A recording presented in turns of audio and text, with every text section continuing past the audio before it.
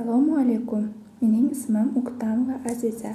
Bugun sizlar bilan diagnostika fanidan eshitish buzilishining differensial tashxisi mavzusida gaplashamiz. Ma'lumki, eshitishning pasayishini har doim ham maxsus tekshiruvlarsiz aniqlab bo'lmaydi. Shuning uchun ishtirokchilar eshitish holatini o'rganish maxsus maktab pedagoglarining ham alohida diqqat markazlaridadir. Eshituvning audiometrik tekshiruvini odatda otolaringolog yoki audiolog mutaxassis o'tkazadi. Olingan ma'lumotlar eshituv va nutqning birgalikdagi tekshiruvi jarayonida olingan ma'lumotlar bilan to'ldiriladi. Tekshirishni shivirlovchi nutqdan boshlash tavsiya etiladi. Keyin eshitishni odatdagi muloqot nutqi va baland nutqi orqali tekshirishga o'tiladi. Bunda nutqning eshituvi tekshiriladi. Pedagog har bir zaif eshituvchi bolaning eshituv imkoniyatlarini aniq bilishi kerak. Chunki faqatgina shunda to'g'ri, mos ovoz kuchaytiruvchi apparatni tanlashi mumkin hisoblanadi. Bola bilan qancha masofada muloqot o'rnatish mumkinligini, bola nutqini egallash chog'ida duch keluvchi qiyinchiliklarni baholash imkoniyati tug'iladi. Pedagogning har bir bolaning ko'ruv qobiliyati holatini ham aniq bilishi muhim. Bu esa ishtirokchilar bilan ishni tashkil etish maqsadiga mos hisoblanadi.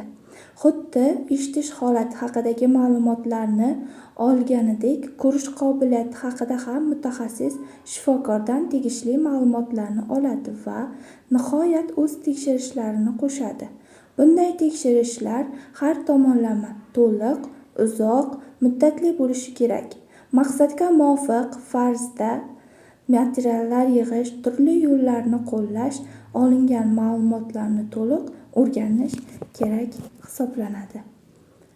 O'rganilayotgan guruh bolalarning qariyb yarmi 2 yoki undan ortiq nuqsonga ega bo'ladi. Shu sababli bolalarni psixologik tadqiq etishda oldin quyidagi ko'rsatkichlarni o'z ichiga oladigan batafsil anamnestik ma'lumotlarni to'plash lozim hisoblanadi. Anamnestik ma'lumotlarning birinchisi bola o'sayotgan oilaning tavsifi, oilaning tarkibi, farzandlar soni, oilaning barcha a'zolarining yoshi, ma'lumoti, ish va mashg'ulot turi, ularning salomatligi, ya'ni surunkali kasalliklarning mavjudligi haqida ma'lumotlarga ega bo'lishimiz lozim hisoblanadi. Oilada yoki qarindoshlar orasida eshitishida nuqsoni borlar mavjudligini ham aniqlashimiz lozim hisoblanadi. Ikkinchisi, onaning homiladorligi haqida ma'lumotlar.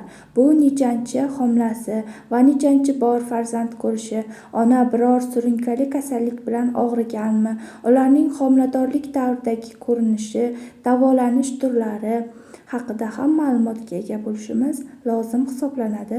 Ona shu homiladorlik paytida qanday yuqumli kasalliklarga chalingani va aniq qaysi muddatlarda ona o'sha homiladorlikning dastlabki 1/3 qismida kasalga chalinganligiga alohida e'tibor qaratiladi. Bola bilan onaning qoni birikuvchanligi, tug'ish haqidagi ma'lumotlar, qachon suv ketgan va ona bu vaqtda qayerda bo'lgan, tug'ish vaqtida stimulyatsiyadan foydalanilganmi va qanday kesarli qisqichlar, medikamentoz vositalar bo'lganmi, tug'ilish vaqtida bola to'g'ri kelganmi, shu zahotiyoq yig'raganmi, chaqaloqning bo'yi va vazni, birinchi marta ovqatlantirishga qachon olib kelishgan, tug'ruqxonadan qachon, qanday tashxis bilan chiqarib yuborishganliklari haqida ma'lumotlarni to'plashimiz lozim hisoblanadi. Uchinchisi anamnestik ma'lumot bo'lsa, bu o'sha bola tug'ilganida o'sha psixologik tekshirish o'tkazilayotgan davrgacha boshidan kechirgan barcha kasalliklar haqida ma'lumot, bolaning eshitishidagi nuqson haqida tashxis birinchi marta qachon qo'yilgan, uning birinchi audiogramma ko'rsatkichlari, eshitishning yanada pasayishi kuzatilganmi va qaysi holatlarda ekanligi haqida ma'lumotlar to'plashimiz lozim. To'rtinchisi, psixonevrolog va ona tarbiyachi va pedagoglarning kuzatishlari bo'yicha bolaning psixofizik, ya'ni psixik jismoniy rivojlanishi haqidagi ma'lumotlar, qachon bola boshini tuta boshlagan, qorniga ag'anay boshlagan, ko'tarila va o'tira boshlagan, emaklagan, karavotda tura va yura boshlagan.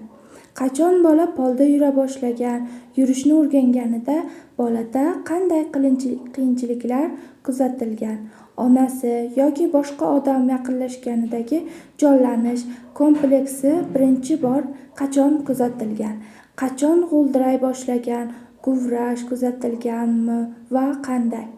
Bola tovushlarga qilmaganini yoki faqat juda baland tovushlarga e'tibor qilishi qachon payqashganini, bolaga qaratilgan nutqqa adekvat bo'lganmi, kattalar nutqini tushunish hollari bo'lganmi va qanday sharoitlarda bolada barqaror ma'nolarga ega so'zlar yoki so'z parchalari, o'z imo-ishoralari qachon paydo bo'lgan. Bola atrofdagilar bilan muloqotda ular qanday foydalanilgan, qachon bola o'ziga xizmat qila boshlagan, tuvakka borishni, yuvinish, ovqatlanish, kiyinishni boshlagan, ilk bolaligida, keyinroq va hozirda sevimli mashg'ulotlari, o'yin va o'yinchoqlari qanday bo'lgan. Beshinchi anamnestik ma'lumotimiz bu o'sha bolaning pediatr, psixonevrolog, otolaringolog eshitishni, ya'ni subyektiv tekshirish emas, balki chaqirilgan potensial metodikasi yordamida obyektiv tekshirish maqsadga muvofiq hisoblanadi. Oftalmolog nafaqat ko'rish o'tkirligini, balki ko'z tubi holati, ko'rish maydonini, ko'z harakatlari, reflekslarining mavjudligini ta'kidlanadi. Tomonidan so'nggi tibbiy ko'rik ma'lumotlari beriladi. Bolaning harakat sohasi, jumladan bolaning qaysi qo'li yetakchi ekani, o'naqaymi yoki chapaqayligi haqida ma'lumotlarni olish maqsadga muvofiq hisoblanadi. Bunda shifokor kar yo zaif eshituvchi bola bilan muloqot qila olishi, bola u bergan topshiriqlarni tushunishga erishishi juda muhim hisoblanadi. Bolaning umumiy ta'lim va tarbiyasi haqida ma'lumotlar, qaysi muddatlarda yaxshi bolalar bog'chasi maktabiga borgani, surdopedagoglar tomonidan ixtisoslashtirilgan ta'lim va tarbiya qachon, qay sharoitda boshlangani, buni qanday ta'lim, tarbiyaning umumiy natijalari haqida ham ma'lumotga ega bo'lishimiz lozim hisoblanadi. Karlik eshitishning mutlaqo yo'qligi, ya'ni mutlaqo eshitmaslik yoki eshitishning pasayishining shunday shakliki, unda og'zaki nutq faqat qisman eshitish apparatlari moslamalari yordamida idrok etiladi. Zaif eshitish, ya'ni har ikkala quloq bilan eshitishning pasayishi, unda nutqni idrok etishda qiyinchiliklar yuzaga keladi, biroq ovoz kuchaytirilganda uni idrok etishi mumkin bo'ladi. Zaif eshituvchilikning 4 ta darajasi mavjud bo'lib, ularning birinchi darajasi zaif eshituvchilikning birinchi darajasi bu eshitishning pasayishi 40 desibeldan ortmaydi. Ikkinchi daraja zaif eshituvchilikda eshitish pasayishi 40 desibeldan 55 desibelgacha pasayadi. Uchinchi bosqichda zaif eshituvchilikda eshitish pasayishi 55 desibeldan 70 desibelgacha pasayishi kuzatiladi. To'rtinchi bosqich zaif eshituvchilik darajasida eshitish pasayishi 70 desibeldan 90 desibelgacha bo'ladi.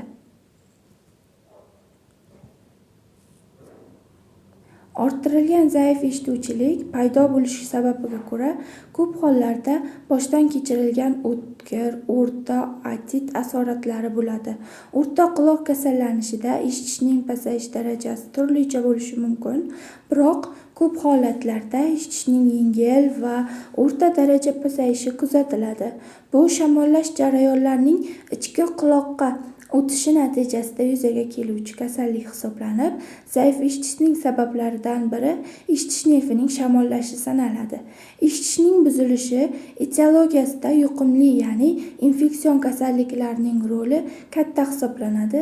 Bu kabi kasalliklarning eng xavflilaridan epidemik meningit C, ya'ni tuberkuloz, meningit skarlatina va boshqa eshitish ototoksik dori vositalari, kanamitsin, streptomitsin, neomitsin va boshqa dori mahsulotlari ta'sirida zararlanadi. Bolalarda orttirilgan zaif eshituvchilikning qariyb 50%ni ototoksik antibiotiklar iste'molidan keyin kuzatiladi.